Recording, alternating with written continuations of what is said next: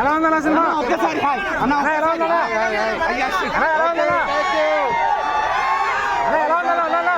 ఎలా ఉందన్నా? సూపర్ చాలా అన్న ఒక్కసారి. బాహుబలి మన ప్రభాస్ అన్న అయితే డార్లింగ్ కంటే మించి ఆ గెటప్ లో అసలు కూర్చొని అయిపోయినా నాకు గుర్తొచ్చి వచ్చినాయి. కానీ అనుష్క కూడా లేదు. అరే మిస్ అయిపోయారే. అనుష్క లేదు, ఎవరు లేరు, పాతలు ఎవరు, అంత కొత్తలు పెట్టరు ఆ సినిమాలో. అది ఇది యూనివర్స్ సినిమా. అసలు ఆల్రెడీ మన ఫోటో పిక్చర్ చూసి వచ్చిన నా బాహుబలి 3 అనుకుని వచ్చిన బాహుబలి 3 కాదా ఇది. టికెట్ పైసలు పోక అయిపోయినాయి దేవుడా. మూవీ చాలా బాగుంది. ఇది మైథాలజికల్ అండ్ డెవోషనల్ ఫిల్మ్. నేను మొదట్లో భయపడ్డాను. 200 కోట్లు భారీ బడ్జెట్, ఎవరో హిందీ అయినా మనకు తెలీదు, ముఖేష్ కుమార్ సింగ్ ఎట్లా తీస్తాడని. ఆయనకు అంతకుముందు టీవీ సీరియల్ తీశాడు, రామాయణం మహాభారతం. సో ఆ సీరియల్ చూసి మోహన్ బాబు గారు ఆయన ఫ్యాన్గా మారిపోయి ఈ సినిమా ఇచ్చారు. అలాగే స్టీఫెన్ గారు కూడా ఇలాంటి సినిమాలకు ఏం కొడతారు అనుకున్నాం. స్టీఫెన్ అంటే ఆయన మనకు కొత్త, ఆయన టాలీవుడ్. ఆయన గతంలో మలయాళంలో మోహన్ లాల్ గారు చాలా సినిమాలు చేశారనుకోండి. చాలా బాగుందండి. ఇందులో ముఖ్యంగా రుద్ర మహర్షిగా, రుద్ర సెయింట్గా మన ప్రభాస్ గారు అయితే చింపేశారండి. ఆయన థియేటర్లోకి వచ్చినాక నా చెవుల్లో బ్లడ్ వచ్చింది, అరుపులు వినలేక. చాలా బాగా చేశారు రుద్ర మహర్షిగా. అలాగే మంచు విష్ణు గారు కూడాను ఒక జూనియర్ ఎన్టీఆర్, ఒక అల్లు అర్జున్ లాగానే పాత్రలో పరకాయ ప్రవేశం చేశారు కన్నప్ప పాత్ర. అలాగే మోహన్ బాబు గారు మహాదేవ్ ముని మహర్షిగా ఆయన కూడా చాలా బాగా చేశారు. అక్షయ్ కుమార్ గారు శివుడిగా, కాజల్ అగర్వాల్ పార్వతిగా, ప్రతి ఒక్కరు వాళ్ళ పాత్రలకు న్యాయం చేశారండి. అలాగే శంకర్ మహాదేవన్ సాంగ్ అయితే చాలా బాగుంది. శివుడి పాట. బడ్జెట్ 200 కోట్లు అయితే 500 కోట్లు రావాలని నేను కోరుకుంటున్నాను. క్లైమాక్స్ ఫస్ట్ హాఫ్ కొంచెం స్లోగా వెళ్ళింది, కానీ సెకండ్ హాఫ్ అయితే చాలా స్పీడ్గా వెళ్ళింది. చెప్పనవసరం లేదు. రుద్ర మహర్షిగా చాలా బాగా చేశారు.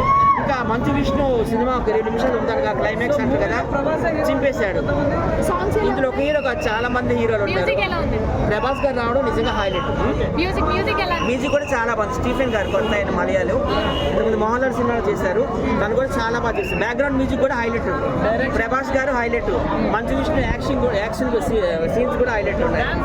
వేల కోట్ల బడ్జెట్ లో ఇది కూడా వేల కోట్లకి వెళ్ళలేమ్మా, మా ఆయన ఒక చిన్న హీరో కదా.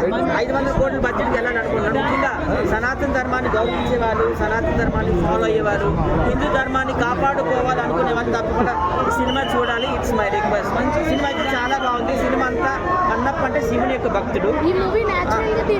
చాలా న్యాచురల్గా న్యూజిలాండ్ అందాలన్నీ కనిపిస్తాయి. న్యూజిలాండ్లో తీస్తారు అక్కడ, ఎందుకంటే అక్కడ అంతా గ్రీనరీ అంతా బాగుంటుంది, అక్కడ నదులు అన్నీ కూడాను. సినిమా అయితే చాలా బాగుంది. హీరోల పరంగా కానీ ఎట్లా అనిపించింది? డైరెక్షన్ పరంగా అంటే యాక్చువల్గా అక్కడ మనం ఒకసారి పోస్టర్లో చూసుకుంటే మోహన్ లాల్ అంటే ప్రూవ్డ్ యాక్టర్, అక్షయ్ కుమార్ అంటే ప్రూవ్డ్ యాక్టర్, బాలీవుడ్ నుంచి ప్రూవ్డ్ యాక్టర్. సో యాక్చువల్లీ ఏంటంటే ఇది నెక్స్ట్ ట్రెండింగ్లోకి వెళ్తుందని నా ఒపీనియన్. సినిమా అంటే అప్పుడు rebel star Krishnaraju Kannappa already మనం చూసాం కదా. ఇప్పుడు ఇదేంటంటే అంటే డైరెక్షన్ మారిందంటే వాళ్ళు అనుకున్న స్క్రిప్ట్ ప్రకారంగా వాళ్ళు చేశారు. సో దానికి న్యాయం చేశారు. అంటే పర్లా నడుస్తుంది. నటనపరంగా విష్ణు గురించి చెప్పాలంటే ఏమని చెప్తారు? నటనపరంగా విష్ణు అంటే ఇంకా నెక్స్ట్ లెవెల్. ఆల్రెడీ వాళ్ళకి యూనివర్సిటీ ఒకటి ఉంది. ఆల్రెడీ ఆయన యూనివర్సిటీలో పెట్టే స్థాయికి పోయాడు, ఫిల్మ్ యూనివర్సిటీలో పెట్టే స్థాయికి పోయాడు. దాన్ని బట్టి మనం ఏంటంటే ఆలోచన నటన పరంగా అంటే ప్రూవ్డ్ యాక్టరే కదా. ఇంతక తనయుడు ప్రూవ్డ్ యాక్టర్ అతను. ఇంకా కొన్ని ఉంటాయి, చిన్న చిన్నగా ఉంటాయి, దాన్ని మనం కన్సిడర్ చేయాలి. అంటే సినిమా పరంగా అంటే ఆడియన్స్ పరంగా. ఇప్పుడు ప్రభాస్ గారి గురించి చెప్తే ఏమని చెప్తారు మరి? ప్రభాస్ గారి గురించి చెప్పాలంటే నెక్స్ట్ రాజాసాబ్ ఉంది, సలార్ 2 ఉంది. ఇంకా ఇది ఉపయోగపడలేదా? ఫౌజీ ఒకటి ఆల్రెడీ ఫౌజీ రామోజీ నడుస్తుంది కదా. సినిమాలు కూడా బాగానే ఉంది, మంచిగానే ఉంది. సినిమాలో అయితే మంచిగానే ఉంది. సినిమా పరంగా అయితే